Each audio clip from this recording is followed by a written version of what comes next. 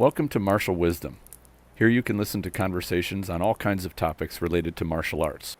In today's podcast, I have Matt Stait and John Keeley joining me for a discussion on the next evolution of martial arts. We're on to a brand new year, so this is always a good time to reflect and look at how we're going to evolve our training into the future. If you'd like to support the show or just get more content, I encourage you to take a look at the Spirit Aikido online program. We're almost at 400 videos now in the program, with a lot of interesting content. I'm currently sharing some material which crosses over some content from the standing grappling world, like catch wrestling, to allow good controls and easy entries into control positions. My profound thanks to those who have subscribed to the program and those who have contributed to the PayPal tip jar. I hope you enjoy this episode. Now, on with the discussion. Welcome back to Modern Aikido's podcast. I've got a great discussion headed for us today. My guests are Matt Stait, who's back. We've talked with him a number of times. I'm always thrilled to chat with Matt. He's always got great things to say. And John Keeley, who you may remember from, I believe is my last podcast. We talked about Aikido Renaissance and how Aikido is kind of going through a shift in its focus and change as times are evolving. And that's kind of the nature of our discussion today, is not just Aikido evolving and changing, but the martial arts in general evolving and changing. The last COVID years have brought a lot of strife to dojos. A lot of them have shut down. A lot of them have lost their students. It would be easy to blame the loss of students and the loss of these dojos or interest in martial arts purely on that. But now that a lot of that COVID has left and people are left wondering, okay, I want to get physical. I want to train. I may be interested in defending myself. Now they're taking another look at the martial arts realm, which is different now than it was 5 years ago or different than it was 10 years ago. And we as instructors, or we as experienced martial artists, I believe have an obligation to take into consideration what prospective students may be looking for in an art, maybe looking for in a dojo or in instructors, and how we can let our art evolve to help the arts grow and not let them die off because we were holding on to a vision of what martial arts was 10 years ago or 20 years ago. So I'm very excited to have both of these gentlemen with me today. Welcome back, guys. It's great to have you here. Don't get too excited. Yeah, so really the overall theme is kind of a renaissance in martial arts training. And I think it's not like martial arts training has been the same for the last 50, 80 years. And now in the last 2 or 3, it's changing. I think it has gone through many stages of change. That can go back to, what it was like in the 50s or 60s. And you look at the change that Bruce Lee brought with what he did with his own art. He was a Wing Chun, primarily Wing Chun background, and said, you know what, this does not fit what I want it to do. I need to evolve it. I need to go. I want more. I want to take from other sources and compose an art that I feel works extraordinarily well. That was one evolution. Another one, what came on the heels of the original UFC, where the theory was that arts were there to test itself against one another and prove which one was best. It was a stroke of marketing genius of how that turned out. But the idea that it took arts that were training in isolation and then put them together to face each other, I think fundamentally changed how martial arts was looked at. It took away the art that was dealing with training its students in isolation, thinking that it was a supremely powerful art, only to have kind of a reality check come into play. And I think the following evolution came when the YouTube wave of seeing how martial artists train, how they teach, what their techniques are, shared on video, was like a bright light that shone, that kind of amped up the attention that the original kind of UFC started to give martial arts. And now we're dealing with the wave after that. And now what happens? How do we evolve our martial art, how we train, how we teach? And I think that's one that's overlooked, is the technology of teaching and effectively teaching students to have competent and practical skills fairly quickly.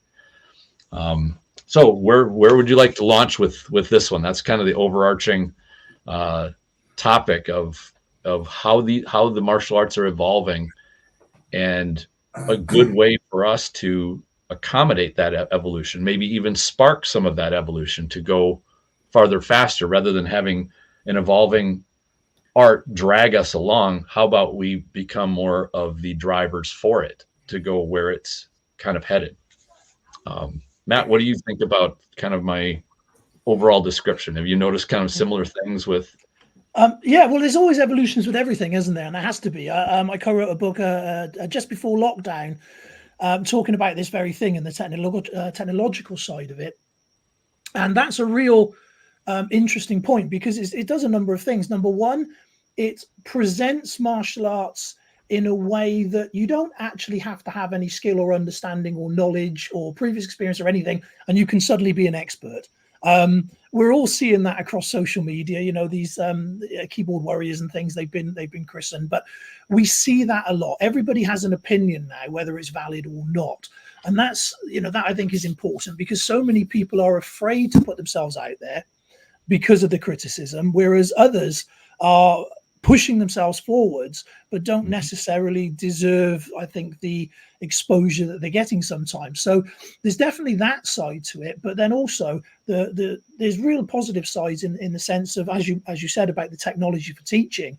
We are in a position now where we can sit in different parts of the world and have a conversation like this, which means we can teach like this live in different parts of the world.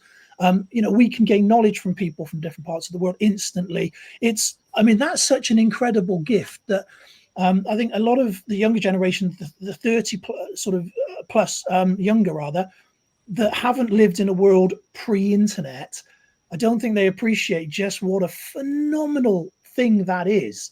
Of course, we all, I'm sure, remember the way we used to do things before YouTube, before the internet, and before we had this capability. So it can be an extraordinary gift, but in the same vein, I think it can have some quite serious detrimental effects to martial arts as a whole. But hey, that's part of the discussion, isn't it? Absolutely. John, your thoughts? You both do it, don't you? You both put out educational videos. Training videos. You've got over 300, Tristan. Yeah. They're all out there. People can watch and learn, but what they're not doing is watching and practicing, unless they actually take what you put out there and take that as the demonstration phase of teaching, and then go and practice it with a partner and things like that. So it is out there. Unfortunately, and I think Matt will attest this, in this country, we have an awful lot of snake oil salesmen who are out there making a lot of money. Stop it. You know who I'm talking about. Specifically one. They're out there and they're selling this product, which is not a great product. And the parents who don't know any better are sending their kids, and if you run your martial arts center as a business, that everybody goes elsewhere because that's where everybody goes. And that has become a problem, and it is quite a quick fix. You're seeing very, very, very young black belts who literally can't fight their way out of a paper bag.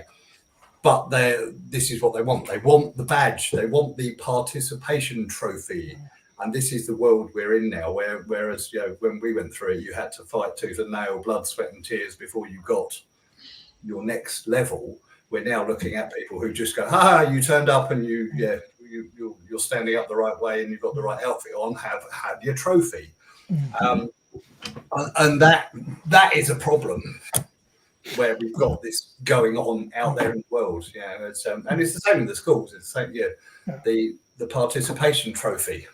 Yeah, I think we got to be very cautious in any discussion like this, that we don't just sound like a bunch of miserable old farts lamenting days gone by, because that is very easy to do, isn't it? And I feel your pain, John. I really do, and I agree with a lot of what you say, absolutely, because it is a real concern these days. But our job, I think, is to not look at it from that point of view and say, right, well, there's a place for McDojos because there's a place for why it was named McDojos. There's a real hunger for fast food. There's a real hunger for fast everything now. So, it fulfills a need. If the need wasn't there, they wouldn't be successful. So we have to establish that and just say, right, fine, okay, we understand that that's the modern world that we live in. The question is, how do we present what we do in a way where it's not just palatable and coexist, but how does it stand out? How does it shine? How does it actually stand above these McDojos, for want of a better description, and we can make that obvious to people who don't actually know what they're looking at? Because like you said, for most parents, what they actually look at is, do the classes suit my schedule, and is it close enough to get to? And what's the cost? They don't care about your lineage or your history or where the art came from. They don't care about any of that. So we have to acknowledge that if we're ever going to create a world where traditional, I use the word traditional, but you know what I mean, where traditional established arts are actually going to get a really solid foothold and stay in the game. Because that's, I think, the problem, isn't it? Is that if we don't find some ways to evolve, if traditional arts don't evolve, they're not going to be in the game. That it's as simple as that. They will just end up extinct and obsolete. And I've got this question. Maybe the overall theme over in the UK may be a little bit different here in the US, but I get the feeling like one of the criteria that people will often use is, okay, if I go study this art, is it generally useful, or is it too hyper specialized into skills that I don't think are going to be very practical?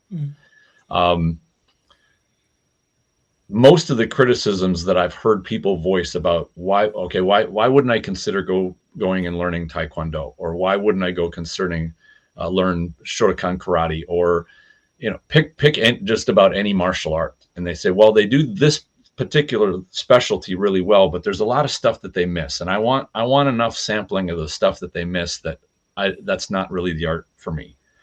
And I think this is where the newest stage of arts that I think have gotten really popular are the combatives, where it's the urban survival.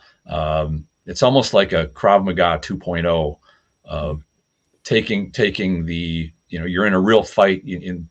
They're kind of catering to the idea that, okay, what do most people think a fight is? They think it's a bar fight. They think it's a full-on assault or a duel, a fist fight out in a street.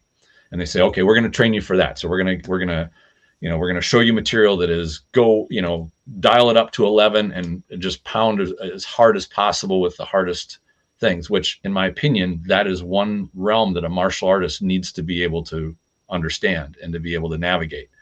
But that's not what most people are going to encounter in terms of basic violence. It's probably going to be low to mid-level, and uncorking somebody with lethal or nearly lethal hand-to-hand technique may not be appropriate for that.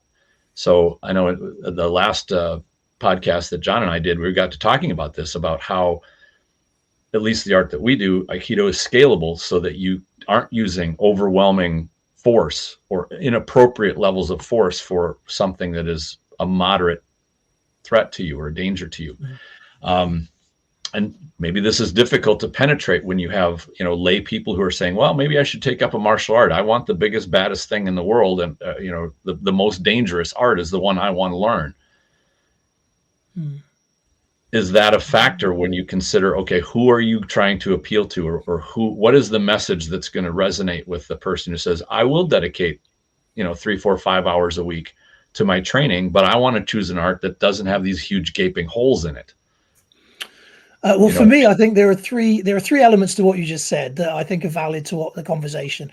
Number one is that every art that you mentioned and every art besides, they all will tell you that they are a self-defense art, and that's what they practice. And for the majority of cases, that's where they came from, and that is their history, and that's, and they belong in that category. However, and this brings us to the second point, we all know that to get the real benefits from the training, you have to go through the grinder, you have to go through the mill, you have to put yourself into very, very uncomfortable situations to grow physically and mentally. Now, we know this, right? That's very hard to do with modern students. And so that's what makes it unreal. So it's not the system that isn't real, it's the training that the people go through, I think is one of the big issues. And then the third part of this is that, let's be real, once you get to a certain age in life, your self-defense training for martial arts isn't some bad guy on the street. It's obesity, it's diabetes, it's heart disease. It's getting your fat ass off the couch. Right? Those are that. Yeah, well, that's it. And I think that's something that needs to be sort of acknowledged and addressed. When you're 20, you want a different thing from your martial arts than you do when you're 40 or 50. And that's that's something, again, we can't all be a one size fits all, and that's fundamentally one of the key points, isn't it? It's we're not a one size fits all. We never want to be, and we couldn't if we tried. So it's addressing that as well. I mean, again, John, I'm sure you yourself have seen over the years the way that students train and want to train and can be trained has changed dramatically. Oh yeah, without doubt. Absolutely. It's I think certainly Tris and I spoke about it last time. If you go back to the way that we were all originally trained, when we first started this journey, if we went down that route, we'd all be in court for abuse, I'm sure, because I used to be clouted routinely by sensei and punishment, calisthenics, all these sort of things that just don't exist anymore, because if they did, we would never see anybody again. They would turn up one lesson and then they'd be gone, and that's it. We'd never see them. So we have to cater to the demands of what people want, and what people want is to turn up, have some good training, and leave having learned something. But certainly, I mean, you hit the nail right on the head, Matt, with what do people look for in a martial art? Is it local? Does it fit in with my schedule? All those things are a big factor, aren't they? And if you find something that you quite like, you don't have to love it quite like, and it's just down the road, you're going to possibly be a member of that to something you love, which is half-hour drive away. And because we have to fit into people's lifestyles, and certainly something we spoke about last time, this is people's hobbies. We are training people in a hobby. We're not training them to go and invade Helmand province next week. Well, not all the time anyway.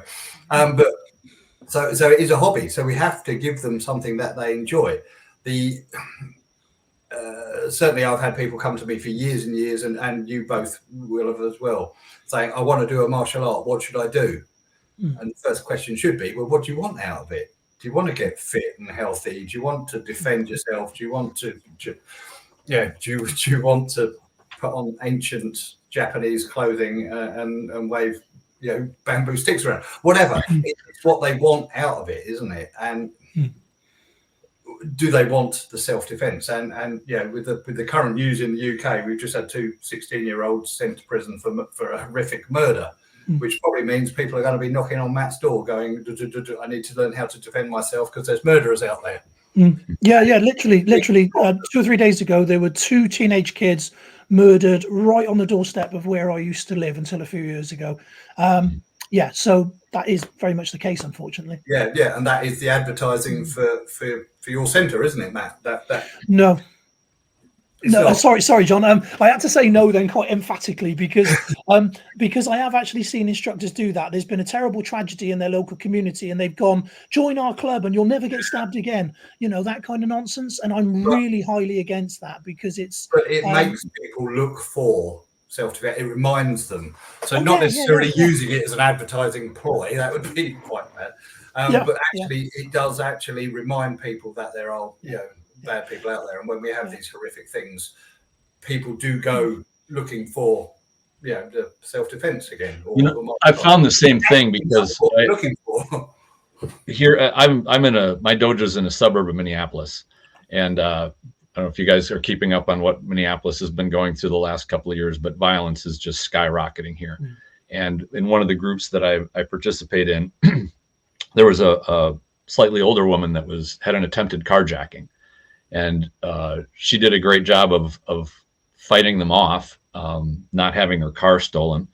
She had a few self-defense classes when she was younger, but she had kind of the heart of the lion. But her going through that made the group that we both are in aware of, my God, this could happen to anybody.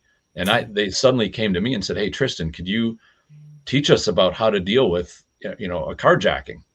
And so, you know, I talked to one of my law enforcement officer friends. I said, hey, would you mind coming in and we can teach a class on how to prepare yourself? And most of it wasn't, you know, how do you fight them off when somebody's at the door, you know, trying to pull you out or what have you. Most of it's in building awareness and those other things. But regardless of what we taught, that was the interest. The interest was, this happened to somebody. I don't want to be helpless. What can I do to you know, lessen my odds? How do I learn about this? So it does act as kind of that motivator. But I do want to drill down on Matt's point number 2, which I think was really fantastic. And that is, and this is what I took away from it, because I noticed this is students come into my dojo over the years. They all come in on a different place. Some of them are younger and are capable of more athletics. Some are older and not. Some are, they reel at the idea of getting hands put on them or putting hands on other people. They all have a slightly different starting point. And I view that it's my challenge as an instructor to make sure that whatever experience they have there is nourishing, that they walk out feeling more empowered and capable. But I have to realize I can't, for example, theme my class at being let's say we all go 80% intensity and we are kind of bruising each other up, but not really getting injured. And you have somebody comes in and looks at that and goes, oh, there's no way I can handle this. And there's no way that I want this. But you don't also want to shift the class down to that 20% level where you're going so soft and gentle that you're attracting people to say, oh yeah, I could handle this. And then you take people that are a little bit more advanced or a little bit more athletic and going, this isn't enough. I need more.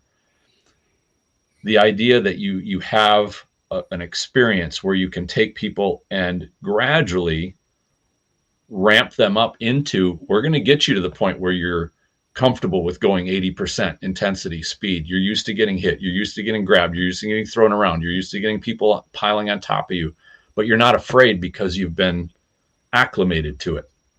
So I think I view that as one of the biggest challenges of running a dojo that I've seen over the 12 years that I've been doing it. Is you don't want to alienate people who are just kind of getting their feet wet and they're maybe a little timid. They're not quite ready for, you know, more intensity. But I've seen those people, if they stick with it and you can give them a good experience, one that they can learn from, they feel more confident, they'll get stronger. They'll get more interested in, hey, let's bump the intensity up a little bit. This is a little bit easy now. Okay. All right. Let's bump it up. And you're basically managing their growth. You're coaching them up to being able to handle the type of fire that they may be put into. But it's a gradual process. You can't say you're going to have this by Friday, you know.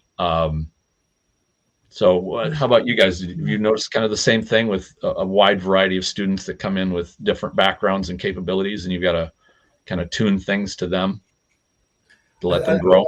Certainly, I think how things have changed in the martial art training world for the better over the past 40 years, 40-something years.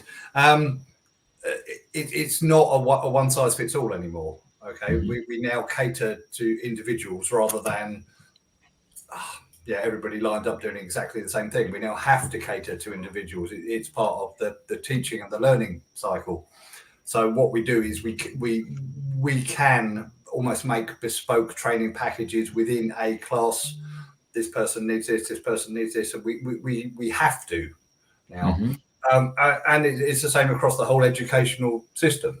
Yeah, we now no longer have everybody does exactly the same thing at exactly the same speed. We now recognize that people are individual and they have different learning styles and speeds and abilities and all this sort of stuff. And the job of the instructor is to work the class so that everybody works at their own pace. Yeah. And we push them a little bit. But that's certainly how a class run. When I was teaching Sambo, when we had the gym open, I had one lady who came and all she did for most of the session for about 3 or 4 weeks was just practice ukemi, practice the rolls, the breakfalls. And she loved it. She absolutely loved it. And then she got to the point where she was really good at it, and she said, right, I'm now ready to move on. And that's the first time I've ever had anybody for 3 sessions do nothing but breakfalls. But she just, her mind was, I want to get this right before I go to the next step. And a lot of people, that's a great student right there. Oh, that is an outstanding student. Yeah. And she was just like, no, I'll just go take myself off into the corner and I'll roll around on my own. And every so often I went over and go, okay, do this. Yeah, it's good enough. But most of them were young lads. It's Sambo, remember? Most of the young lads who just wanted to smash each other into the floor. And they you wince, don't you? Because they haven't actually trained in their ukemi, and now they're hitting the floor with elbows and things sticking out. But what I had to do was section the class up, even if it was in my head, and then pair people off together. So these two want to smash each other into the floor. And funny enough, they knew each other, they're friends. And so this is where we are now. We are now into sectioning. And I'm sure both of you do it all the time. Every class you are, breaking it up rather than, right, everybody in a line, we're all going to do exactly the same thing for the next hour and a half. It doesn't work. Yeah, there's I'm gonna be a little bit contentious here when I say this, because we live in a world of inclusivity where everything should be accessible by everyone, and I actually don't believe that when it comes to martial arts. I think high level martial arts should be something to aspire to, and should be something that not everyone can attain. So with regards to my club, my students, when I go out to seminars, whatever it is, I think I always say the same thing. Not everyone can be a black belt, but everyone can have a black belt mentality. You can train with that, with that level, and then you just work to your ability, right? So let's be honest, we've all had students that are great people, and nobody's knocking that, but they haven't quite got the physicality. It's not natural for them, and they've got to work really, really, really hard.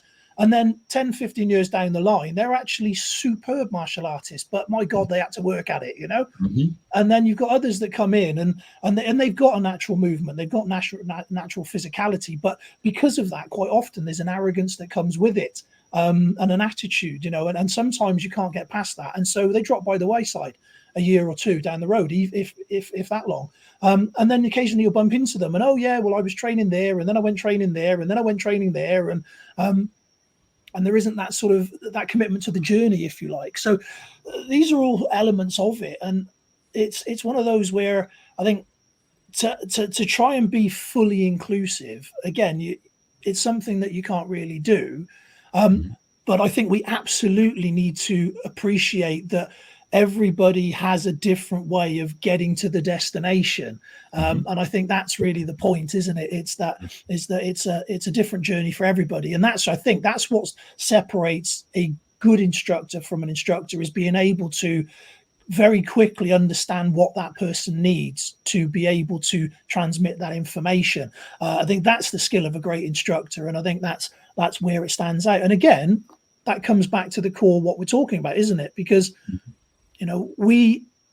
for us to be good at what we do, for us to represent our art, we need to be able to transmit that information, not just to the student in the room, but to schools, local communities, parents, press, the wider social media world. We need to be able to be advocates for what we're teaching.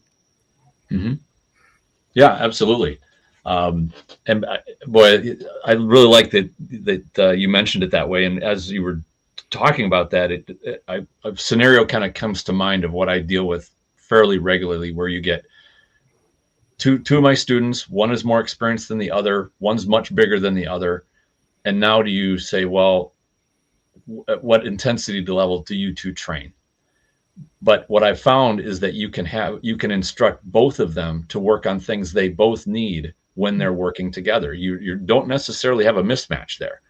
You get a smaller, less experienced student against somebody who's bigger and more experienced. You say, now's the time for you to practice your intensity. You're going to need to be intense if you're going to take on somebody that's much bigger than you are. This is your opportunity to learn that. So you have them practice on when you need to call on that intensity, it should be there. So you have them practice that. On the other side, you have the person who's bigger or more experienced say, now you get somebody who's smaller. You can't take a smaller person for granted, but they're attacking you with intensity. Here's your chance to remain calm. don't reflect their intensity back on them by you becoming intense and using more than you need. Now you get this mismatch, even though their goals are asymmetric, but they can train against one another effectively with what we want to do, which is to be in control, use what you need to get the job done, but no more. And that transposes to facing somebody that is your size, who's using a lot of intensity. You don't want to ramp up and necessarily try to match their intensity. They may be more athletic than you or younger, more vibrant.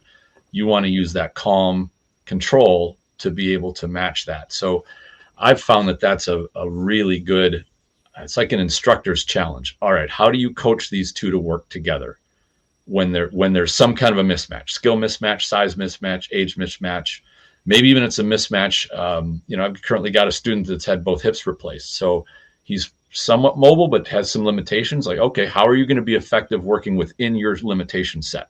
Let's focus on not necessarily what works for me and my level of athletics, but his level of ability. And I view those as some of the most satisfying instructor challenges, to say, I want to make you effective at what you may not even have a left arm. You got one arm to deal with, but you still have to survive. How are you going to do it? Let's work giving you things that are going to work for you. I think you've just absolutely nailed one of the pivotal key things, I think, in this conversation, because we've come into this about how can we talk about sort of martial arts and in a way where it focuses on the outside of it. And the truth of it is, I'm an instructor and I've been an instructor for many years, and I'm sure you guys are probably the same. I'm still an instructor, not because of the financial benefits, because trust me, I can earn a lot more doing other things. Right. But it's those moments when you have a student and they progress within themselves and they've overcome something within themselves. Something is different about them, and you've helped them to take that step. And those are the moments, it's not about beating somebody up. It's not about being a UFC champion. All it is, but for the most people, it's not about that. It's those moments, the ones you've just identified, like you just said there with that chap. Mm-hmm. I have two things that spring to mind. That I did some training for the RNIB, which is the Royal National Institute for the Blind, and I actually did 3 or 4 Aikido sessions for vision impaired people, completely blind. Mm-hmm. And as an instructor, you would appreciate this. Suddenly you realize, oh no, I now can't demonstrate, because how do we teach? We demonstrate, we explain, go away and practice. Mm-hmm. I can demonstrate till the cows come home. They're not seeing it. You now have to rethink. And it was so satisfying watching these guys and girls get it from and you could see the Gestalt moments, as they call it, the light bulb moments coming on. I've got it, because I was now having to talk them through techniques. And obviously, with that sort of audience, you're not doing punches to the face, because you're doing, it's an awful lot of grabs and things like that. That was amazing, absolutely amazing.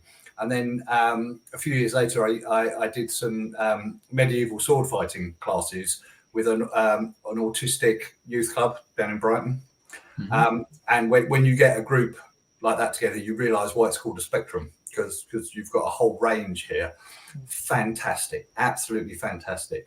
But this is something, it should be inclusive. There shouldn't be, we shouldn't ever say, no, you can't do it, because it's all about the attitude of the student, isn't it? Okay, mm-hmm. I may only have one arm, but I still want to come in and do it. Right, you're in, boof, and that is what's the rewarding. It's the attitude of the student. When you said, Matt, about someone who comes in who's not physically literate, should we say, but they've got the attitude. These are the students that make us fly as instructors, aren't they? These are the ones that come in. They've just got the right attitude, but they haven't got the skill set, and it's all about taking them on that journey to get that. It's a longer journey, maybe. They are so much better than the people that come in who are physical, but they haven't got the right attitude.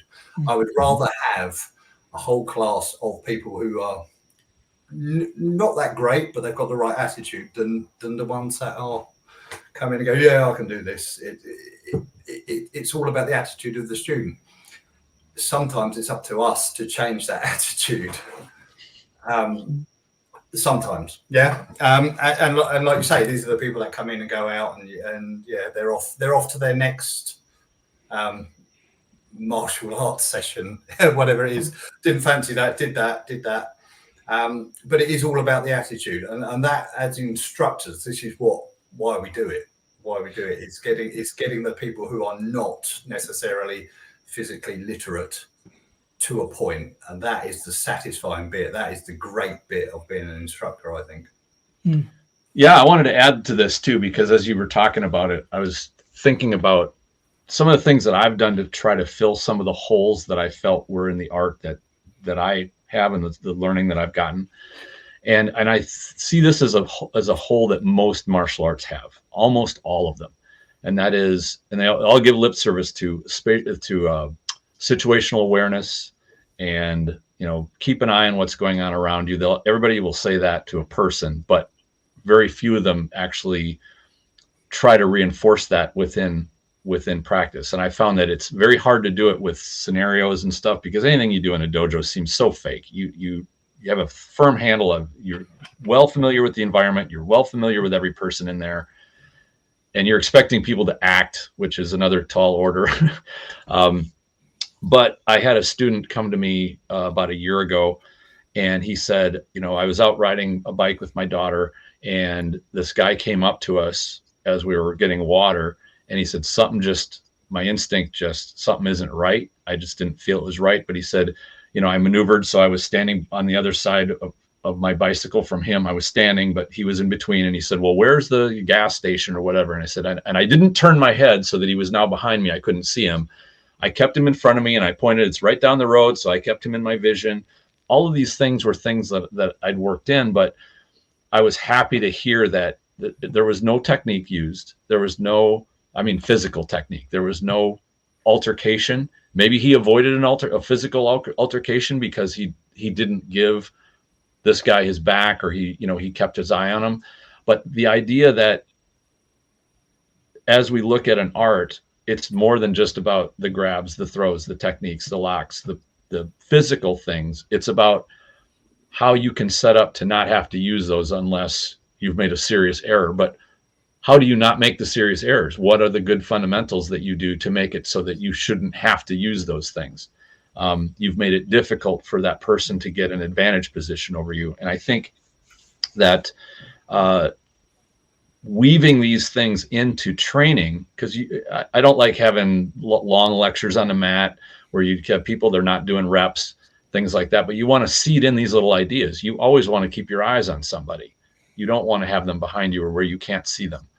You want to make it difficult for them to approach you, things like this. I think a lot of martial arts, and it doesn't matter which one, could benefit from trying to do this better.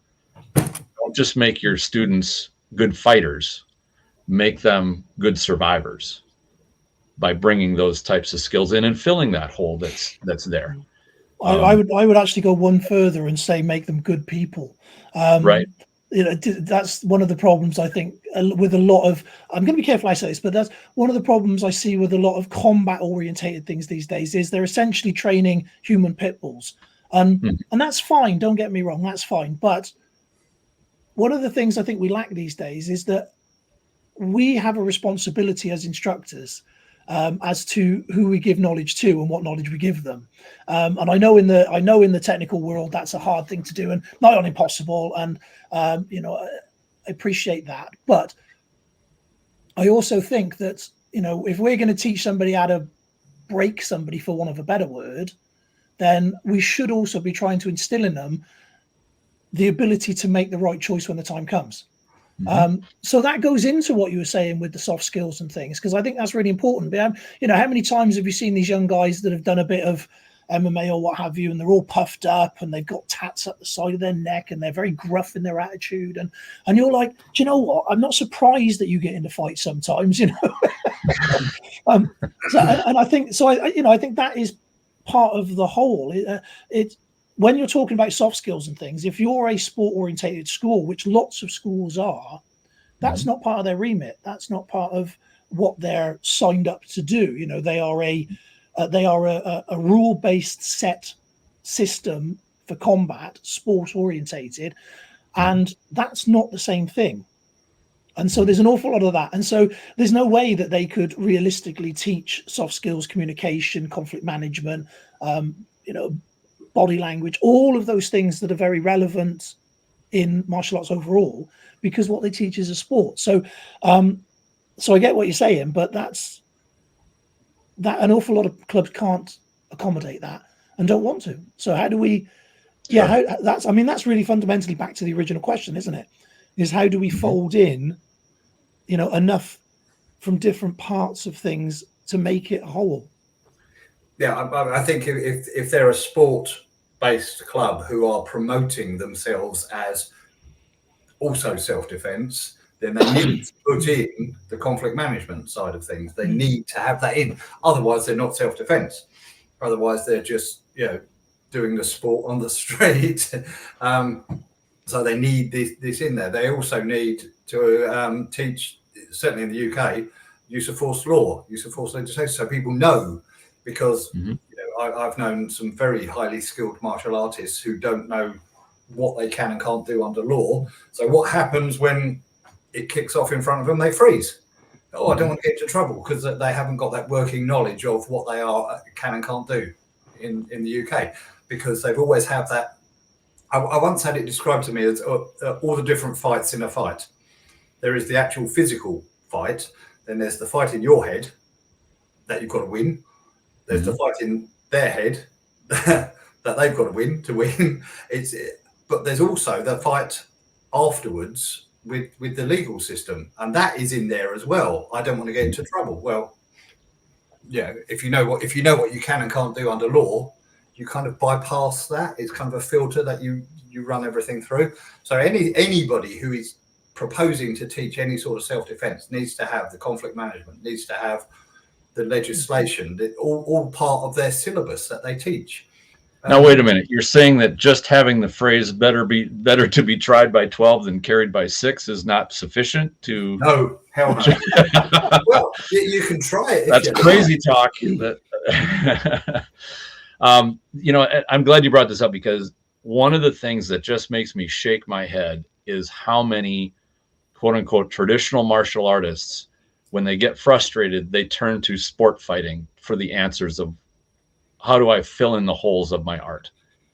And I admire sport fighters for what they do. Their skills are very well tuned to exactly what they are meant for. But merely being able to be more intense in your violence and more effective in applying force and violence upon another person omits everything you just talked about. And this is where I personally feel that looking to professionals who deal with violence as part of their job is a much better model to look to for how do they solve the problem of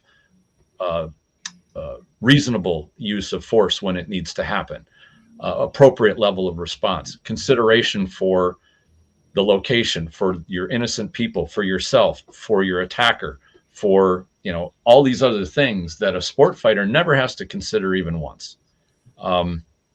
Even down to, and I've heard a lot of the arguments about, well, real violence isn't like sport violence because of the rules. I could go on for 2 hours about the differences that have nothing to do with the rule set, that have nothing to do with strikes that aren't allowed or attacks that aren't allowed. The differences are major without even considering any of those things.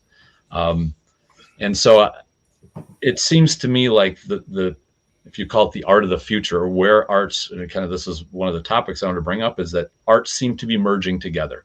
Martial artists are taking from, like Bruce Lee did, they're taking from other arts to gather some of the bread and butter stuff that's effective, low risk, easy to use, high result, and they're starting to make it part of their own personal martial art. Maybe not the art that they have their rank in, but they want to make it part of their repertoire. And I think arts are being affected as time goes on to start doing this more. Dojos have started doing it more. Instructors have starting to do it with their students. And with that merger,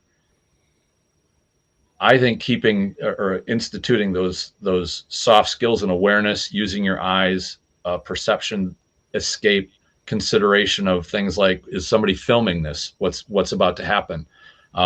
Is going to be part of the next evolution into martial arts, or at least a portion of it, not all of it. There's always going to be, hardcore traditional type people.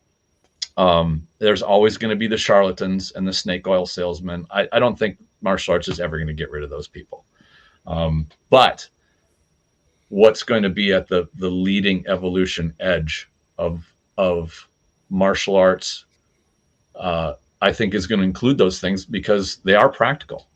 They're useful. And I do think that there's a certain portion of the audience that are looking for martial arts that do want practical skills. They're like, I'm out with my family. I want to make sure they don't get hurt. What do I need to know? Like that's the question they're asking. Not so much, can I be a Jet Li, or can I be a, pick your movie star martial artist, a John Wick or whatever. They just want to say, I don't want to get hurt. So what do I do? Who do I go to? So I think those are some of the messages I think martial arts and dojos in the future will start shifting to. And I think some of them have. I think quite a few have started to pick up on those things. Maybe they're in the baby steps phase of it, but that's fine. It's better than, saying, well, just punch somebody in the head really hard and then your problems will be solved, or throat punch them, or, whatever. Yeah. Well, I think John was quite accurate earlier on when he was saying about, excuse me, the different elements to fights and the legal side of it at the end and all. So, I talk these days an awful lot about the digital witness. So if you remember the Jeff Thompson fence circa 1990s, everybody still teaches the fence from the 1990s. And it's like, this was before smartphones. This was before CCTV. This was before a lot of the technology has come through. So now when we look at it, the fundamentals apply. Of course they do. But we've got to adapt it to the modern age. And everybody's going to whip out a camera now. Simple as that. And if you know your 97 combination where you're going to, whip somebody's eye out, bang their head off a wall, break their nose, all in the same go, you're going to end up in prison. And how is that self-defense? Because you may have solved the problem in the initial moment, but, who's going to look after the family for the next 10 years? Yeah. So, all of these things are very, very relevant. And this is where I think there is a divergence in regards to the different arts, and there needs to be. And I think it's more about sort of just people saying what it is that they do, rather than. So as you mentioned earlier, if there's a sports school that teaches sport that claims to be self-defense, that's where I sometimes struggle, because I'm like, just be honest with what you teach, be good at what you teach, but be honest with what you teach. And then that way people can make a more informed choice. And so if you're looking for how is tradition going to stay alive, which is fundamentally what we're discussing, how are the traditional arts going to stay alive? I think they need to, firmly keep the roots, obviously, but they need to be brought into the modern world as to how we live, what the threats are, how we do things, where are the threats these days? So you could argue perhaps that, cybersecurity should be considered a martial art these days, because we're more and more in the technical world, and that's a very likely threat for all of us, isn't it? Lots of people now are saying, and I agree with this, by the way, lots of people now are saying, if you're young and you're fit and you want to get a good basis in self-defense, learn parkour, learn free running, because that's a brilliant skill to have. And if I was 20 again, I would definitely be doing that. Yes, me too, so, definitely. Yeah. I've said that if I wasn't so old and broken, then I'd be jumping off the top of buildings all day. So I think that's fundamentally one of the things that we need to do, is identify where the current threats are, the real threats, and then look at how we can adapt our training or modify our training or bring other things into our training to answer those questions. Mm-hmm. And so, what is the likely things? That's the question, isn't it? What is likely these days? Yeah, mm-hmm. Yeah. You made me think of my last arrest in the Met was actually at the front gates of Downing Street, and London is the most CCTV rich environment in the world. Literally, you can't sneeze in London without being picked up on 3 cameras. And a guy actually came over the fence at the front gates of Downing Street, so he got put down on the floor, cuffed, stood up, and as I stood him up, there was just a wall of phones and iPods and everything, because of course it was a tourist attraction, isn't it, down the street? So the cabaret had started, and I was the cabaret. So everything was done spot on. Stood him up, dusted him down, had a little chat with him. Van turned up, put him in the van, and we reckon that was on YouTube before we booked him into custody. And that is how the world runs now. Yeah. Well, it's live now, isn't it? TikTok live and all of that. It's live right there and then. Yeah. All the security guards I train all have got body-worn video cameras, which they think makes them safer. And because it's not connected to anything, it just records onto a memory card. So I have to tell them, it doesn't actually make you any safer. It just records your death for posterity, really. That they think, oh, I'll put the camera on. Yeah, that can actually aggravate people. It can actually make the situation worse by putting the camera on. So you've got to judge it. But this is the world we're in now, where everything is being recorded and kept, and now it's good recordings as well. It's not your VHS that's been recorded over 150,000 times and rubbish. We've now got crystal clear stuff. So you have to be spot on with your techniques, your attitude, your conflict management. It all has to be bang on the money, because what you have 0.3 of a second to decide what to do, a court has a year to pull apart. They've got time to pull apart everything about your life. And as your life is all online now, if you train in a Krav Maga and all the pictures on your Facebook are you doing this, that is going to be thrown up by a prosecution. So all these things are, so when you look at your self-defense, you have to look at your social media, you have to look at how you purport yourself in this world. And you have to remember that social media is like putting photos up on a public notice board. Everybody can see that, everybody can have access to them. Even if you go, oh no, it's only my friends. No, your friends and friends and friends and friends, and it will go out everywhere. Which is why when I was on the protection teams, we were told, do not have any social media presence, because they don't want it being messed up by some stupid remark you put on Facebook 15 years ago that you're being judged for today. And this is the whole world now. This is where we're going. So it's not just going to a dojo and learning how to defend yourself. There's the whole thing. And yes, my judo club way back, we used to do sport judo, but every so often we would do a self-defense session, and it would be like next week we're doing self-defense. So, and it was purported as a self-defense class, and funny enough, judo techniques, but in a self-defense style. And I think if sport people are teaching self-defense, they need to have all those bits we've discussed in it. Otherwise, they're just doing sport in a street environment, isn't it? I'm glad. Yeah, this is a great topic. And this actually comes down to granularly how you train. And one of the things that I've started to evolve my training for is getting to points. I call them pause points, but they're not really. They're when you deal from a direct physical confrontation to getting a position where you can now reassess what needs to be done from there, rather than going all the way from A to Z, which is from initial contact down to your full pin or your throw. You might not, by training in kata the way Aikido typically does, or a lot of arts will do this, of, okay, here's an attack, and now you hit, grab, throw, chuck, pin, you go all the way to the finish. You're building a program that just automatically runs. Well, what happens if something in there changes? What if a different person comes into play while you're in the middle of it? Can you assess and detach or change what you're doing, or change what from a response that the person might have? And a great example of this, and this was a video that I guess that Icy Mike did a couple of months ago, 7 months ago or so, but I just saw it and I thought it was great. He made a fantastic point. And it was a video of him actually training. They were going through a scenario, and he had a guy in headgear and stuff that was the bad guy. And the attack happened, and Icy Mike just starts laying into him, and he takes him down, and he's punching him, and he's got the coach there's like, somebody else just came here. Get up, get up, get up, get up. And Mike couldn't. He just kept pounding and pounding and pounding. And he said, and granted, what I understand of Icy Mike's background, this was a law, I think he's now retired, but law enforcement officer. He has a lot of experience in real world violence. But he said, my training in sport in MMA and sport fighting reinforce so much. I have to continue dominating, even when I've got somebody 3 feet away from me that's screaming, "Get back to your feet! Get up! Get up! Get up!" I couldn't even do that.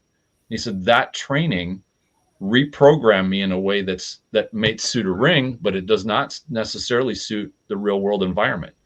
And so I was thrilled to hear this, because I think it is completely on point for how do you train? Do you train in such a way that you are prepared for all of the craziness that can happen in a real world environment? And to me, one of those things is be able to reassess on the fly. Don't get stuck into these long programs of here's what I do, then I do this, then I do that. And your body's running on autopilot, because then you're not seeing, you're not thinking, you're stuck into this, you're locked into your program, and it might build some great technical skill. And I mean, like with Mike, he landed a lot of headshots on that poor guy in the headgear, and got him down. But he probably would have gotten kicked in the head because he didn't see his buddy come up and nail him. And he openly admitted, it's like, this is because, my MMA training doesn't adapt to any of that stuff. And I think good training for a civilian environment would need to include those things. While you're taking somebody down, be looking around, be circling so you can see other things coming. Maybe smile for the camera or one of the cameras while you're doing it, but you get a feel, is this guy giving up or is he not? Is he resisting? And I found that when I train these sequences with these different options, I'll tell Uke, all right, sometimes you're passive, like he totally gets the jump on you and you give up, or maybe you get pissed off and you start to try to come back at him. Surprise Nage. He doesn't know, but do something that makes him have to reassess, adapt, change, and keep his mind going through this, not just let it stop and go, okay, run the program. So thoughts on that? Yeah. So for me, I think fundamentally we do have to appreciate that competition fighting, sport fighting, combat sports, they have some great skill sets, physical skill sets, no question. And they're great for the arenas that they're in. I mean, Sambo, judo, all of these things. A decent guy at a decent level with those sort of skill sets, if you let them grab you, I don't care what you're wearing, you're a bit knackered. So, when you look at that, that skill set, that physical level of ability, there's no denying that is something that is built on a solid foundation of combat sports and practice, and over and over again, you drill that, and the more you do the repetition, the more that you do that against non-compliant people, which is where the strengths come into combat sports, is that non-compliant training. That embeds all of that. But I think where it falls down for me is the singular environment. So if you're training MMA, you train for an MMA cage. If you're a boxer, you train for a boxing ring.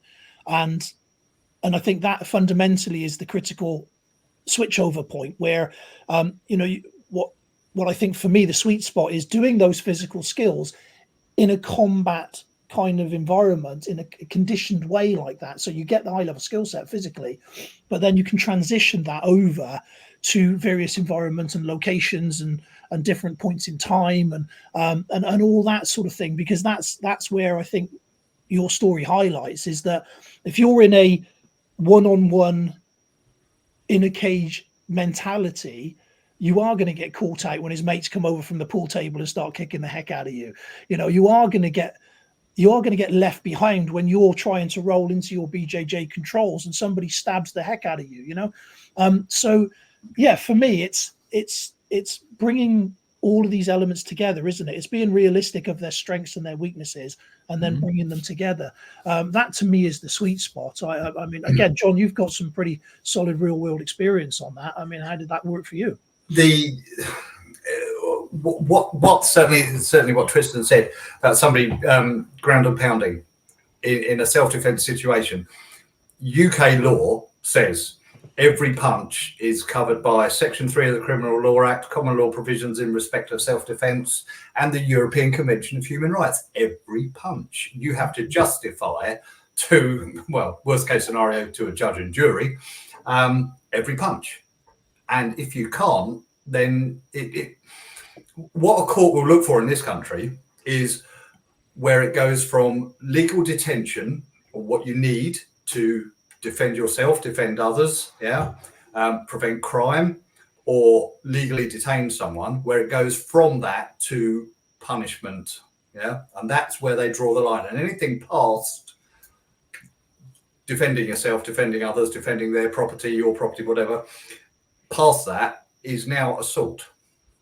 And now that will get you sent to prison. So people who are training this self-defense thing that they're talking about, and they're actually doing the ground and pound things, you go, well, yeah, very good, you've survived, but you're off now at His Majesty's pleasure. It's very hard work, isn't it, saying His Majesty? Have you noticed? Too many years of Her Majesty. So if you're training in your self-defense and you are, as Matt says, doing one-on-one, that's not right. That's not right. Long time ago, a friend of mine was killed outside a nightclub because he was a judo player and he was having a fight with a guy on top of him. Mate came in, kicked him in the head. He bounced off, hit his head on the corner of a curbstone and died because his whole self-defense world was judo. That was it. That was all he'd ever done. So he hadn't, and to be honest, back then we didn't, self-defense was judo in a self-defense. No. That was the gold standard. Not judo, but I mean, the idea of you facing one opponent at a time. I mean, that was for a long time the standard for martial arts. And we have ramped it up. And I know Matt does it because I've seen his videos where he had someone come out of the, you're defending yourself against someone and someone else comes in. And we do that. We do that as instructors now. We throw in different things. I was fortunate enough to do some training in Poland with Krav Maga, and they do a thing called the City Extreme course, and they take it out of the dojo. They literally, we did a morning in the dojo, and I was training with Grom as well, Polish Special Forces, who are a big bunch of guys as well, terrifying. And then we went out and we went on a coach, and the coach drove off, and then we started having a fight session on a coach. Then we got off a coach, got on a tram, and went round the city of Łódź on a tram, having a fight session. And then we got off the tram and we went into a restaurant. It was Hooters, by the way. Nice. And we ordered dinner, and then we had a fight session, and then dinner came, and then we stopped on it dinner and we carried on. So they take it out of that environment and put it in, and we ended up in a nightclub, a closed nightclub that they'd hired. And they put the music on and got the smoke going, and we had a training session in a nightclub. So you take it out of that safe padded room into the environment. Now, in Poland, they can do that because their health and safety regime is not as strict as it is in the UK.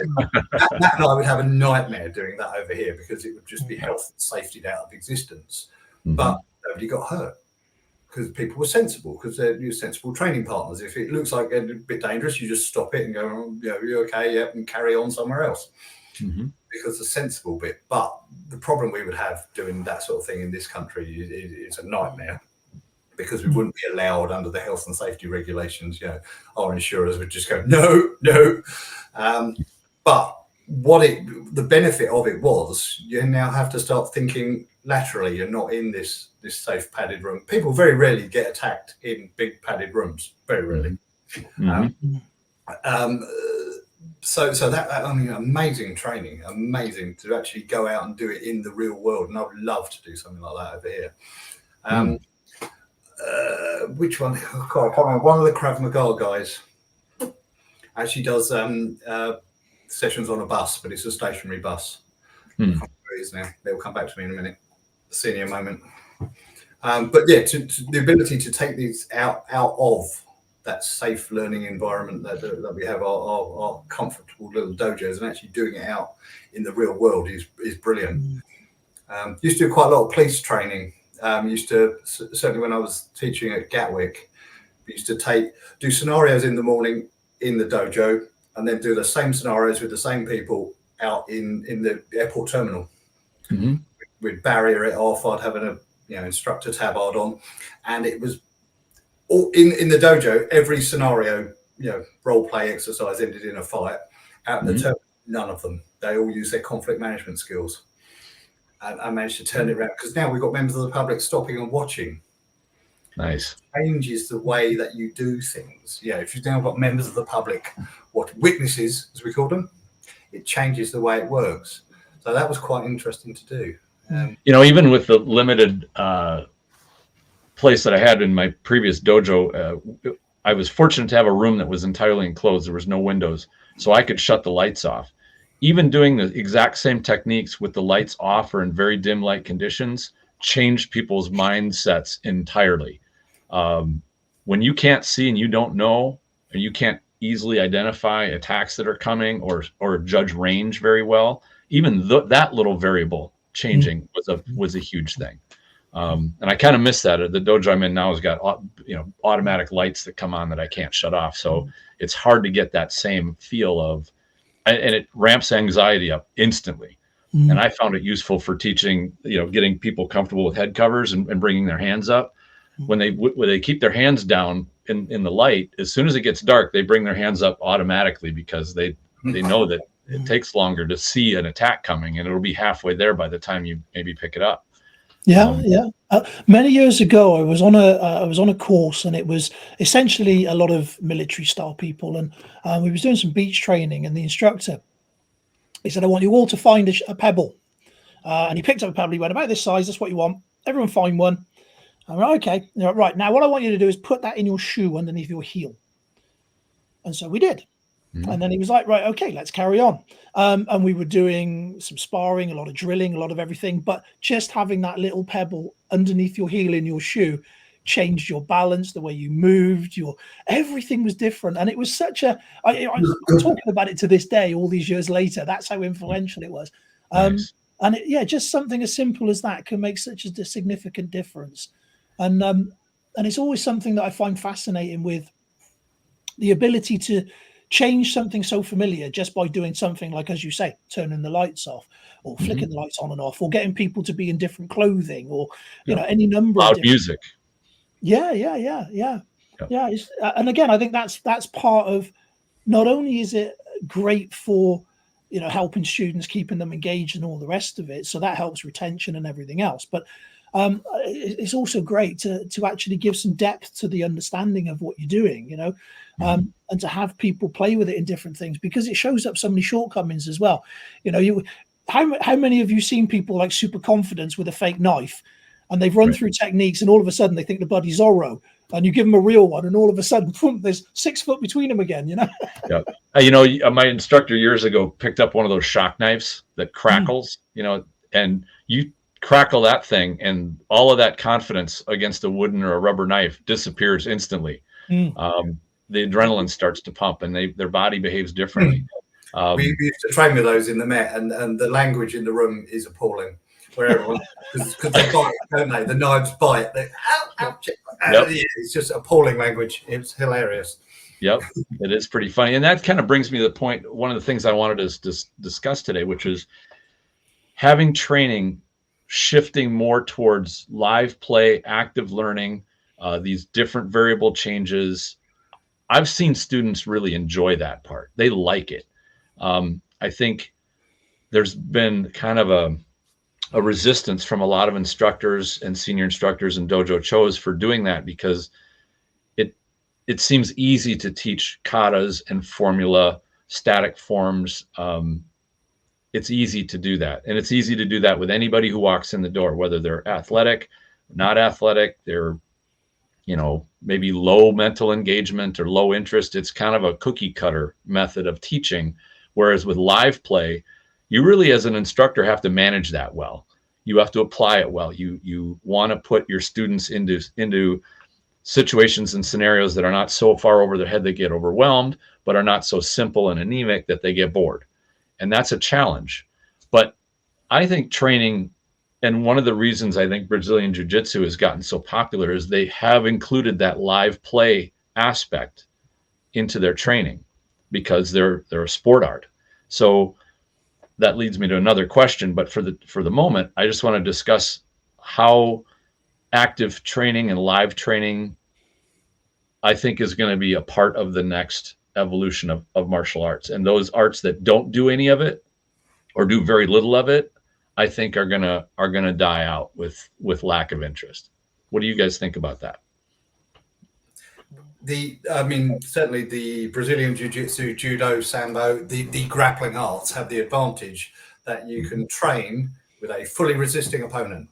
Yeah, you can. That's the blessing of the sport, right? Right, the right skill level. You can train. You can't do that with boxing. You can't do that with any sort of impact, because that's when people get hurt. But certainly the grappling arts, you can go full on if you and your partner are willing. Shall we go for it? Yeah, let's go for it. It's fun. When it comes to scenario based training, if you want live or pressure testing, is that a phrase? Yeah, it's a fairly common phrase. Yeah. The pressure test, it's got to be done at the right time in the student's progression. Because if you do that on week 1, bye, you'll never see me again. No. And I think you could say that boxing or Muay Thai, kickboxing, all have that similar approach. Yes, there is a full contact aspect to the sport, but they don't do that every practice or every class.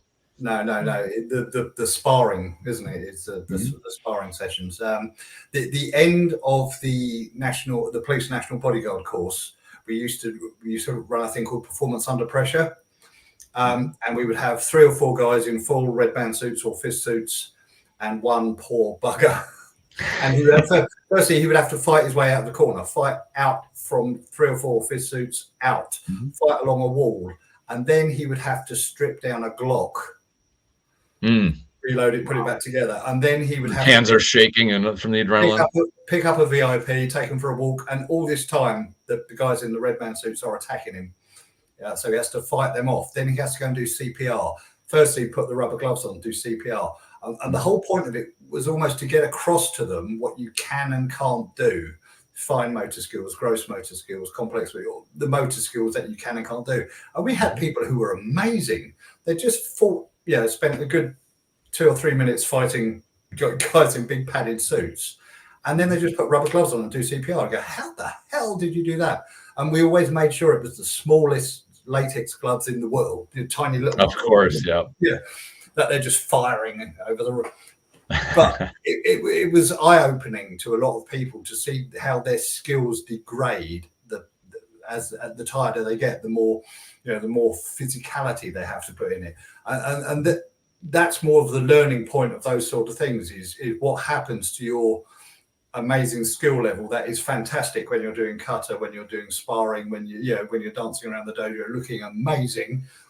The minute you put them under pressure, what happens to that skill level?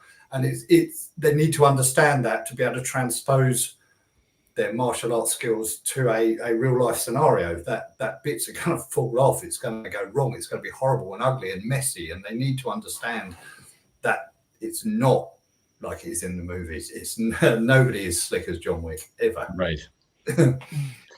Shame, but no, it doesn't work, does it?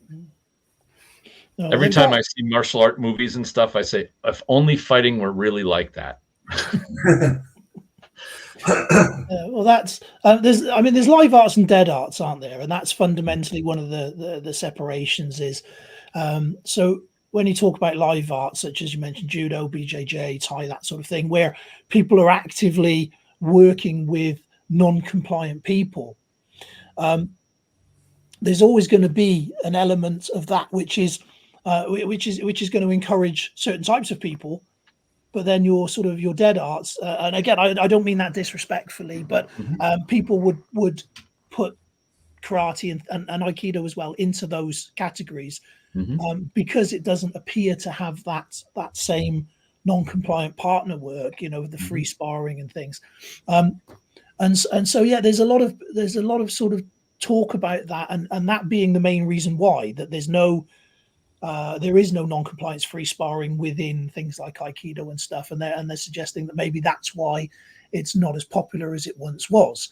I don't know whether that's true or not. I'm really not sure. But when you look at the modern equivalent, you mentioned the word pressure testing. Pressure testing for me is such a funny thing. I've been on so many sort of Krav courses and different elements of Krav and different types of Krav over the years. I sort of got on the sort of Krav train when it first came over to the UK. I was fascinated by it and the roughness of it and everything. So of course it was something that I was intrigued by, and at that stage in life, it fitted the bill very nicely, especially with all the security work and close protection and stuff as well. It was, it was a match made in heaven. But over the years, it's turned into this weird soccer mum version of things. A lot of it has, and you've got this what they call a pressure test, and it's almost anything but. And so again, it's where that lives within the sort of realms of what your version of a pressure test is, because I've seen pressure tests that, quite frankly, my 6-year-old niece could handle quite easily. But then I've also seen pressure tests that you could only describe as, well, assault, and then everything in between. So Right. yeah, I again, it's such a complicated beast, isn't it? Because you definitely want to be able to give the person real skills, the students real skills, and an ability to be able to perform under pressure. But where is the line on that? How do you do that? It's a genuine question. Yeah, Well, it's individual, isn't it? A pressure testing is individual. I think it's down to the individual student. Certainly, when we were running the performance under pressure with the police, yeah, we had some fit guys that we had to really, really work hard to get them knackered. Whereas not so fit guys, we didn't have to go so hard on them because they hit that point. The idea of that performance under pressure funnily enough, came out of my Aikido black belt test. Having been through the card and done all the people shouting Japanese words at me, and I had to perform the Japanese word. My actual black belt test was done at the end of a day's seminar, so I was already knackered, and they just wanted to see what I could do when I had nothing in the tank. That to me was a pressure test. I'm knackered. What can I do? Not much. 2 or 3 techniques and just keep moving. And they said, perfect. That's what we want to see. 2 or 3 techniques and keep moving. I passed. But I think a pressure test is an individual thing, and certainly some of I've been through some of the horrific Krav Maga and Kapap pressure tests, and you think you need to be able to win a pressure test, don't you? If you're not winning a pressure test, then you're just getting beaten, really, aren't you? They just keep going until you give up. But what's the learning outcome of that? So you have to look at what is the learning outcome of this pressure test. Yeah, what are we doing with it? Are we just making people go, oh, I'm knackered now, or what? So yeah. Well, there was this course I used to do a couple of times, and they were Israeli military people, the sort of the our equivalent to sort of special forces, and I did some training with them a couple of times, and they were very interesting people because they did this course, but they had it set up where for the first day all they would do is beast you. And when I say beast you, I mean put you through the ringer. Things that would be considered illegal, real unpleasant things. Plus all the physical beasting, the mental beasting, and it was just crazy. But you'd see this huge dropout, and they did it on purpose for that reason, because they basically just wanted all the people that weren't mentally or physically strong enough to get through the day to just bugger off early and stop wasting their time. They didn't want to put any more effort into them. But that was always something, again, that stuck in my mind, because I did a few of those, and I'd have to go through it every blooming time. It's not like you could do one and then they're like, oh, okay, it's only Matt again. He's fine. He's already done it. You had to do it every single time. And the people that would drop out, it was extraordinary. You'd get some that would actually just sort of acknowledge it and say, look, this is too much, I'm going. But more often than not, what would happen, there'd be a 5-minute sort of wee break or grab a banana or something, and people would just scuttle off, never to be seen again. It's fascinating, but that was used for the other side of the coin, so instead of trying to build them up, that was actually trying to filter out people and say, right, well, you guys aren't worth our effort, go away. Different side of the same coin. Yeah, in terms of pressure testing, I just want to jump in with one real quick here, and that is that, I know that there has been in the last few years a bunch of interest from all kinds of different martial artists that say, I do want to find out, well, how would my art perform if I had to deal with a high level of resistance or vigor that was focused at me, because they come from an art that, like a lot of Aikido does, where they practice at, the 5 miles an hour, 10 miles an hour with the car. It's very easy, slow, smooth, not much resistance, if any, not much pressure, if any, not much complexity of the attack, if any, no uke follow through with a second attack or trying to escape. That really doesn't ever happen. But then they go, well, I'm curious. So then they say, well, let's ramp this up to, 80 miles an hour. And in my opinion, a better way to go is to go, all right, try it at 20 miles an hour. Try it at 30 miles an hour. Is it starting to break down? Oh, it's still going well. All right, now bump it up to 40 or 50 miles an hour before you just totally get cranked on by somebody, and because it's so far out of the realm of your normal practice. And I think that that's at least a healthy way to get a gauge of what it is you're doing. Like, when does it start to break down? If it breaks down at 15 miles an hour, you got a lot of work to do before you're ready to try something faster, harder, more intense. And you can argue up at the high ends of, well, I don't want to throw anybody and kill them. It's like, sorry, if you're doing 10, 20 miles an hour, you're not gonna kill anybody. But if you think you do, now it's a reality check. Is like, is this your overconfidence speaking? Is this, your imaginary, whatever you think your art is or your skills are is way off of what it really is? I think it's a good reality check. And, for those that'll say, well, Aikido's knife defenses are really good, try the marker drill. That you can go 80 miles an hour with and find out just how much, or really how little applicable skills there are with what Aikido has contemporary Aikido tends to do with things like knife disarms, knife defenses, stuff like that. But I for everyone who thinks or entertains the idea of saying, I do want to kick it up a little bit. I want to find out if I'm in the delusional world or if I'm in the real world. I applaud that. I think it will be humbling. But if you don't, you got to wonder where it is you're living, where your martial art realm is. And I think, kind of coming back to the point of the whole podcast, is I think that the general audience of people that are thinking about maybe doing martial arts or do want to do martial arts or get into them, I believe there is less patience for just pure theory that has no basis in actual provable, repeatable results. And they have no patience for cults and like personality based arts that are, be like this movie star or be like that, revered cult leader, or some guy that's been dead for 50 years or something because he was so awesome. I think that stuff is kind of dying out. Well, if you look at what's popular these days, you've got obviously the huge explosion of BJJ after the UFC, and that's been managed on a worldwide scale that is just phenomenal. That's spread, and of course that's just a marketing genius and huge business acumen, but it's also, don't get me wrong, a fantastic skill set. So I'm not knocking that, but they very much come to the fore. MMA, again, because of what it is done very well when we look at that.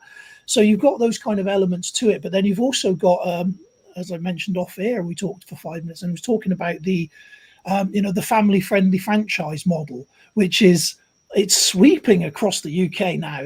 I'm sure it's been in America and things for a long time, which it has, but it's sweeping across the UK now, where you're having essentially just franchise models, and it's drag and drop, boom, and we'll drop that in this town, we'll drop it in this town. It's exactly the same thing, and it's you can have a 4-year-old and a 40-year-old training together on the mats, and nobody's got any risk of injury. I'm not sure how martial that is, if I'm being honest. However, it's something that obviously fulfills a need, because it wouldn't be popular otherwise.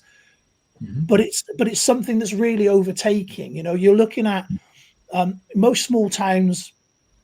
They have, a local instructor, if you like, that teaches whatever art that they teach, and they're being superseded all over the country by these models. And again, that's what we've got to compete with. That's what the local schools have to compete with. That's what traditional martial arts has to stand up against. And I think that's really something that. So we've really got to look at them and look at what they're doing and say, well, what's working with that, and what can we take from that we can use ourselves? I think that's really one of the things, rather than pointing at it and saying that's all wrong.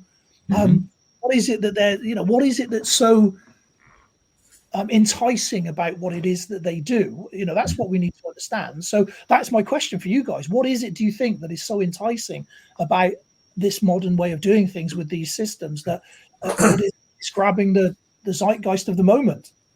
Then, yes, I know where you're coming from with the family friendly franchises, and I've noticed that people don't stay there long. It's a very, very good start point for people, because certainly when we had the MMA gym, lots of people come to us and say, "Oh yeah, I trained for a few years in this. It piqued my interest in martial arts, and then without sounding awful, now I want to try a real one." So they move. It's a brilliant way of opening the doors to these people. They get the idea of what martial art training is, and then they go and train in a real one. A lot of them go on to do things like Muay Thai and stuff like that. But it's a very, very good starting point.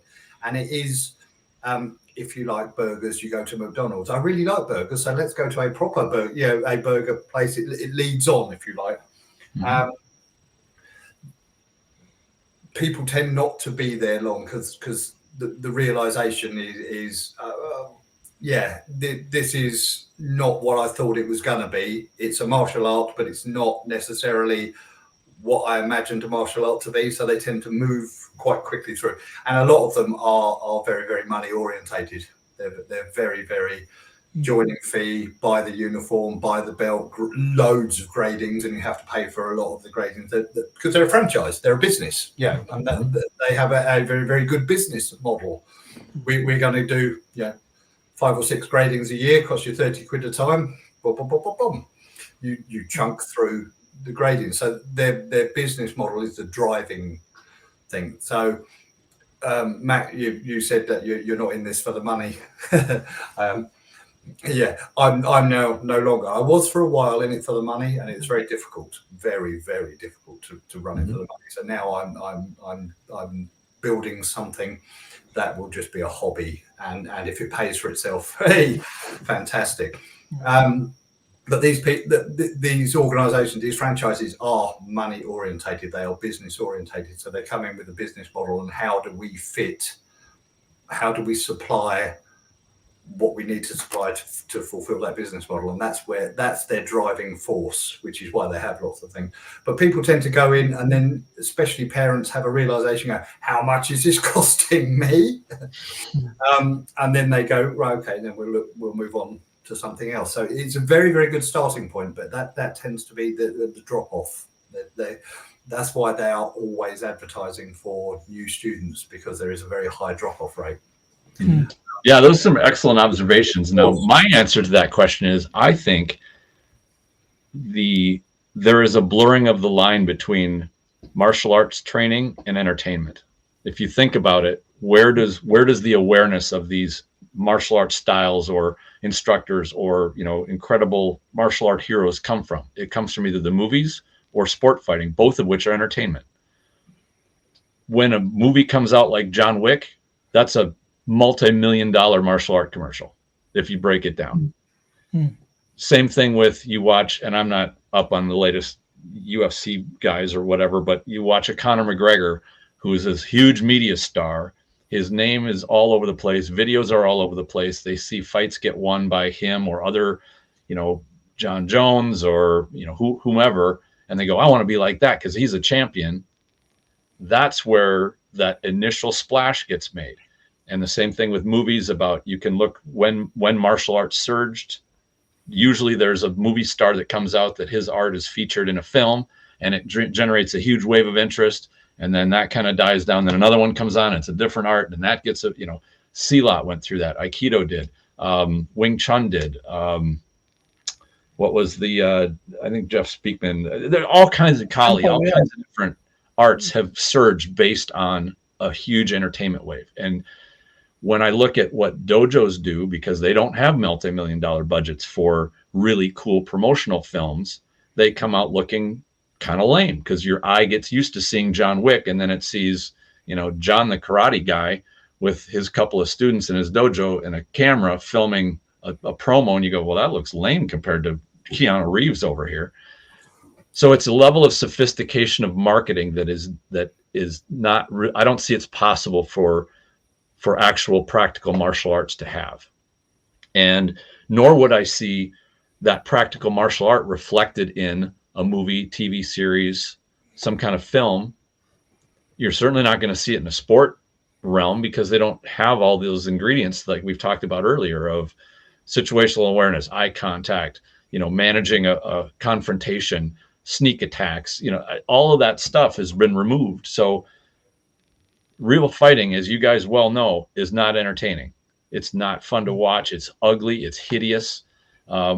It's usually over quickly. I mean, I give it to sport for having figured out 100 years ago that if you had a boxing match that was over in 12 seconds, it would not be very popular. People want to watch extended, longer term fights. And I realized Mike Tyson was a bit of an exception for that because, he brought in a lot of big ticket, mostly because boxing had already grown by that point. By that point, it had flushed out what are 12 round and 15 round bouts. They want to see a chess match between a couple of masters, not kaboom and it's over.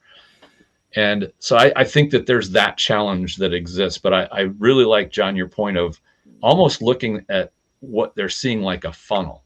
Okay, they go and see a John Wick.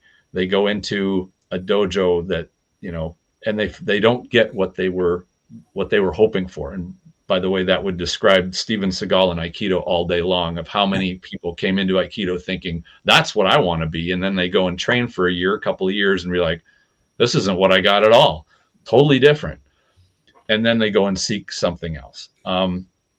I think that trying to be that whole funnel from publicity all the way to delivery is a problem. I don't see any dojo or any individual that could be all that. Even Bruce Lee couldn't do it. He ran a dojo, but he was making films. He couldn't juggle all that stuff in the air and keep it effectively going. I think he had to bring other people in to help, mitigate his time. He had to juggle around. So I think nowadays it would be very, very hard to do that. And if somebody did do it, really what they are doing is making their own cult of personality, like all movie stars tend to do. Get a following and then throw them into their marketing machine or into their multi-level dojo or whatever it would be to say, go to these instructors that I've trained and I'm going to go over here and make my next movie and you go pay my organization over on that end. Well, I think you've just described Gracie Jiu-Jitsu, but changed movie for UFC and Pride. Right. Yep. Yep. That's right. But that's essentially what they did and how they did it, isn't it? And that's the, that's the sort of story in the model. Mm-hmm. So, yeah. And credit from a business standpoint, it was a very effective, lucrative endeavor.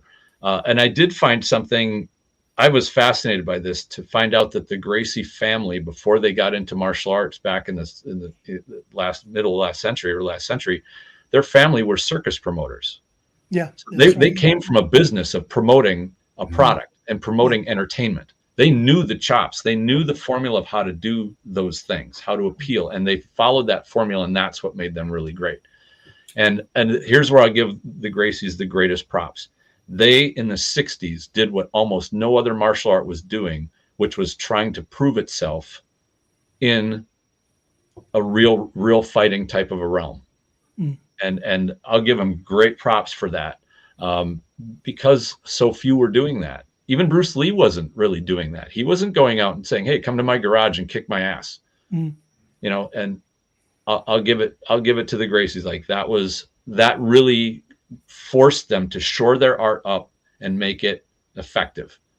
And now there's a caveat to that, and I think this is something that has not served Gracie Jiu-Jitsu up until the 90s or so, or after about the 90s, because they trained primarily against other martial artists who had zero exposure to grappling or groundwork. None. That is a mismatch. After the 90s, and the awareness was, if you didn't have groundwork and the ability to handle grappling, you had a big hole in your martial art. Now, if you have an idea of how to handle grappling, the supposition that they had back in the 60s and 70s of we're going to use grappling because nobody knows how to deal with it, and we'll be able to dominate the people easily because they have no idea what grappling is or how to do it or how to deal with it. Now the landscape has changed, and they're operating on on a battlefield that was defined at the time, but it's not that way anymore. Yes. So Yeah, that's well, just my opinion. to say something just a little bit cheeky, isn't it surprising that since the explosion of jiu-jitsu overall, how we've all suddenly found grappling in the katas that wasn't there in the 80s? Yes. The overall awareness is rising, and I'll give it to the Gracies for kind of opening the door for that awareness to rise. That to Yeah, their of course. credit, Yeah, well, absolutely. when you say that everybody had to up their game, they had to up their game because Yes. everyone was forced to because of it. Mhm. So yeah, I've got huge respect for what they've done and how they've done it. And obviously, there are things I don't necessarily agree with about them in regards to how they, claim it to be a complete self-defense system. I would argue with that slightly, but there's absolutely no question whatsoever that they're. That could be a whole nother podcast. It could, but Yeah. I'm given their history of challenge matches and things, I'm very reluctant to say anything negative because I'm way past them days now. Absolutely. And it's kind of one of those water under the bridge. Like at this point, it's almost to the dead horse category, maybe not quite, but well, but even it comes into that evolution of what we're talking about. This is how martial arts have evolved and are still evolving. Yeah. Well, you take I'm going to call them the original Gracies, but the original ones that came to prominence through the UFC and Pride and things. By their own recognition now, they're saying that jiu-jitsu has morphed into something again that's completely different. That's true. What they did during those days that you're talking about with the challenges and stuff, because that's not normal now. That's not what jiu-jitsu guys do now as a general rule of thumb. And so that period of time has now changed. And as we talked about evolution, as we're talking about evolution, that's a very prime example, because what you see now and what they say now is that BJJ is far more complicated than it was 10, 15, 20 years ago. And there's a much wider sort of complexity to the technique and to everything else. I mean, I just dip my toe into that. I don't proclaim to have any working knowledge of it other than, like I said, dipping my toe in and playing with it. So I don't pretend to know everything. But it is fascinating to see that journey and how they've progressed because, and this is my point, sorry, it's a bit long-winded, but this is my point. When you look at their journey, we can see it in our lifetime. We can see it unfolding right through the early 90s, right through to where we are today. Now, if you then say, right, well, this is BJJ, let's have a parallel with karate, with Aikido, with whatever art you want to put. Let's put that on the same timeline and let's see their progression and what they're doing to progress and how they have morphed into something that's relevant to the modern age, how they've kept up. And can we say that about some of the other arts? I think that's the core question, isn't it? Can we point that finger at Aikido as an example, and they can show that progression through the years, or are they still stuck in this dogma? I'm going to call it, for want of a better word. And if so, why? Right. I think. Oh, go ahead, John. Yeah, certainly speaking from Aikido, there's a few of us trying to drag it into the modern day, but Tristan and I, Steve up north of Hadrian's Wall, we're trying to, but there's a lot of resistance.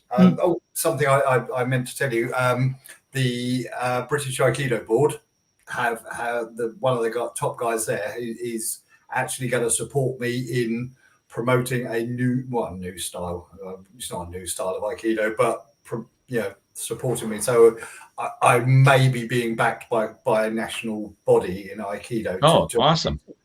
To actually take it. I had a long chat on the phone with him, and he said, yeah, you're going to get some resistance, but he's going to back me. So there is a want for it, should we say. But there is also an awful lot of resistance, and this is where the divergence is going to happen, isn't it? Sure. Because if people want to train in traditional karate and Aikido and traditional, fine, go and do it. But they should be given the option to modernize their art if they want to. And it is all about giving people what they want, because some people are quite. They're quite happy to do the it's not traditional, because Yoshiba said Aikido should evolve, and it hasn't. It's stopped Yeah. possibly on the day of his death. Boff. It's not changing anymore. But he said it should be evolving all the time. So he had his eye on the future. But a lot of people have stuck at that point. I would also argue too that any living thing, and a martial art to me is a living thing, is either growing or it's dying. You can't just hold it in space where it was. If you try, you're basically trying to make a Xerox copy of a Xerox copy of a Xerox copy, and the signal degradation will happen. Yeah. Or it's growing, and you won't even be able to get to 100% of the practitioners of that art being growing. Some of them will decline and some will evolve. What I think is going to happen here, and I'm sorry, we're noticing the time. We're on like an hour and 40 minutes, which is a great discussion. Time is flying like crazy. But you're going to see the separation of those people that want to grow their art, grow themselves. And in doing so, they will grow the art that they do. Then you will see the others that will, clutch their pearls, and they want to do things the way they thought, Morhai did them, which they're not, but they don't know that, or they think that, and they're incorrect.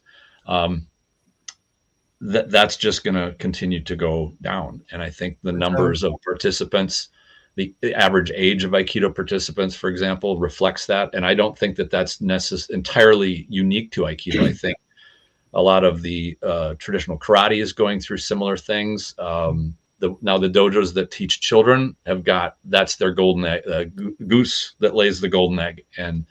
But for adult students, I think it's modernize and be able to be relevant to the modern world, or you're going to just go on the slide. Kind of think that's the way things are. Has evolved, but not because of the Olympics, because of the rule set. They've changed the rules. Judo is now not completely different, but vastly different from when I was training in it, because the Olympics have changed the rule set of it. That's a factor too. Yep. More entertaining, I would guess. That's one. Taekwondo. If you look at Taekwondo and then the Taekwondo in the Olympics, it's changed. It's evolved. Probably not for the better, but it hasn't, because of the rule set has changed. So a lot of these sport arts will change because the rules will change. What you can and can't do, what you're allowed to do, what's the scoring points, and all these sort of things will evolve. But self-defense is only going to evolve if we evolve it, really. That's true. It's up to us, each one of us, here to do it. It's So again, going back to what I was saying there a moment ago, I mean, with regards, just quickly, John, what you were saying there about the Taekwondo and stuff, that is something that we looked at in the book that I co-wrote, and it is to do with the rule sets, and it is to do with the medium that it's presented through, because where it's televised, it has to appeal to the television, which includes, by the way, adverts and things. You'll be amazed how many competitions are set up to fit into the advert schedule. And that's the entertainment influence, right? Yeah, absolutely. Yeah. But back to what I was saying a moment ago, when we look at, I'm picking on jiu-jitsu a little bit, not because I'm picking on, because it's a good case study. When we look at jiu-jitsu over the years, it's bounced itself off all these other arts. It's bounced itself and taken itself out to the world and went, well, how does it work with this? How does it work with that? How does it work with that? And so it's been, if you like, forged on the fire of adversity by doing these things. And now it seems to be going back inside itself. There seems to now be jiu-jitsu overall does seem to be becoming more insular again, with jiu-jitsu against jiu-jitsu kind of thing. And again, not saying right or wrong, but that's a journey that I haven't seen within Aikido, because we're talking about Aikido. It doesn't have ever really seemed to have gone outside of itself. And sure, I'm going to be careful I say this, but sort of learned the lessons, if you will. And again, is that something that is, am I right in saying that, or am I just misrepresenting? This is what I want to do with it. I want to take Aikido and teach it with the Krav Maga flavor. So I want the Aikido skills, but I want it in a Krav Maga style of training environment with the head guards and people flying punches at you, not this stuff. Proper street level. and I want to get to the point where I'm pressure testing it like we would pressure test a Krav Maga. Mm-hmm. But the skills, the theory, the ethos of Aikido in there. Yeah, so I want to take it out of its traditional Japanese, as Tristan says, the samurai cosplay world, and put it in a modern environment. So this is the plan for it, and certainly now I'm getting sort of the backing of the national organisation, or one person from the national organisation, should I say. Sure. It's quite a big boost. It's quite a big boost. So yeah, watch this space. This is what we want to do, and I'm well aware that a lot of the syllabus will fall by the wayside for some people. Yeah. Well, if I can be any help in that, do let me know. It seems like an intriguing project. I was going to say you're only down the road, but you're 3 hours away. It's not that far these days, is it? Talk to Tristan. That's not far at all. You got that? Yeah. That barely gets me to Iowa. So So again, for me, it's interesting with regards to when you're saying about how do we modernize, how do we market, how do we become relevant, and all these sorts of things. And I don't think it's possible if we just stay within our own bubble. I think we need outside influences. It's healthy. But it's how we can do that, isn't it? I don't think we have to bastardize what we do. I don't think we have to sell it out. But I agree. I do think that we need those outside influences to grow and develop, and it's where we take those from, really, isn't it? And it's how those things come about. It's fascinating to me because I teach all kinds of people in all kinds of walks of life, and I teach all kinds of different styles as well, different types of martial artists, right? And I always find it fascinating when they're like, "Oh, we do that," or "Oh, that's in what I do," and it's like, yeah, but the principles are in everything. That's why they're principles, There's a similarity right across the board, and once we can acknowledge that, and that's where the bridges start to be built, as opposed to you're over there like you're not like us, and that's what we need, isn't it? More bridge building, I think. Absolutely. I couldn't have said that more. In fact, it's a great wrap-up point of how do we learn from one another and get those practical skills, because I've yet to find a martial art that does not have some gold in it. Their bread and butter stuff. There is some absolute fantastic stuff in there. I find I have to sift usually quite a bit because there's, every art's gotten complicated stuff that is kind of convoluted, doesn't work too well, and it fails very frequently. And you got to be super good to get it to work. But most of like I said, every art has got a few things that are just, boy, it does fantastic. And that's the stuff I really love to find. And that's why I like those bridges. I saw, do you remember the movie 300 when Gerard Butler kicks the bloke down the well? That famous thing. Yeah, this is Sparta. But there was an argument on one of the Facebook things. People were actually arguing over what kick that was. Who owned that kick? Was it Muay Thai? God bless online arguments. Yeah, stop trying to claim everything. It's a kick. And I remember this from years ago where people saying, that's a Muay Thai kick, it's a Taekwondo kick, it's a karate kick. It's just somebody hoofing somebody with their foot. Yeah. Stop trying to claim it. It's all out there. It's all that kick goes back beyond ancient Greece. So go ahead, try to figure out who owns that thing. Well, I don't know why you're arguing about it, because Steven Seagal taught that to Anderson Silva. We all know that's what that kick is. Well, there's our definitive source right there. All right. Well, thank you very much, guys. This has been a great discussion. I wish I had another couple of hours to do more of this. I don't even think we've touched on everything or exhausted our knowledge on this, or opinions on this subject. But thank you guys for both coming. I really appreciate it. This has been a great discussion. Can't wait to hear what comments people have back from it. I know I've gotten some good positive stuff from both of you guys when you come on the show. So anything you want to wrap up with real quickly? No, it's good to be here. It's nice to actually finally speak to my close personal friend, Matt, who's I've never actually spoken to before. But we are close personal friends. Yeah, well, very nice to talk to you, John, as well. And I'm sure we'll speak more now, that's for sure. Because, yes. So, again, thank you for the invitation and the conversation. It's always good. And, I think this is a topic that is never ending, isn't it? There's always more to add to this. Yep. Well, this won't be the first 2 UK people I've introduced from Minnesota, from where I'm at. So yeah, I just want to say thanks again. Looking forward to another discussion. I also wanted to say too, for those people that have been missing my podcast, the holidays were kind of crazy with all kinds of things going on in the new year. Now things are getting kind of ramped up. I'm looking to do some more frequent podcasting and interviews and stuff. So a lot of interesting stuff to talk about, and we'll be here. So stay tuned for the next one. And in the meantime, thank you guys. It was great having you on. Really appreciate it. Bye. Thank you very much for listening, and I hope you enjoyed this discussion. Stay tuned for more episodes. I've got some great stuff on the way very soon. In the meantime, enjoy your training.